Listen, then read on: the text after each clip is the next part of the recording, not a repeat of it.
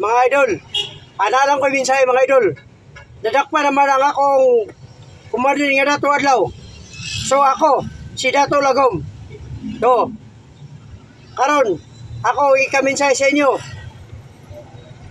Katong mga napadlakan ni Dato Adlaw. Nana, ang yabi.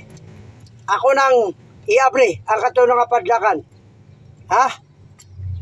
Uni ha. Kani, mao kani ang among gahom-gahom. Oh, naasa mo ang hangin, tubig, lupa o kalayo. Kani siya, mao ni siya.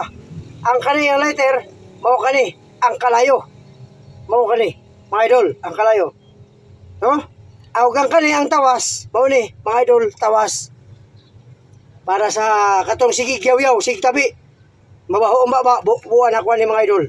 Ug kani ang alcohol, mao kani ang alcohol. Nga para sa mga kagaw. Kani, ug kani, mga idol kani, mao kani ang among gaong Japon nga haplas. Haplas kani oh. Oh. Basahan ni mga idol. Haplas ni.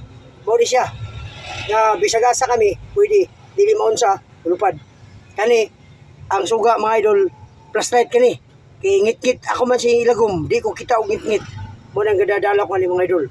So mao kana ko inyong mensahe sa inyo mga idol. Ha? Ayaw mo kabalaka katong nga padlakan. Loson tala kamo. Ay naana akong yabi. Oh, naana yabi oh. Ako nang tanggalon. So kani karon. Oh, unsa pa inyo ka mensahe? Ayaw na mo ang kabalaka. Sige. Mura ka to. Daghang salamat.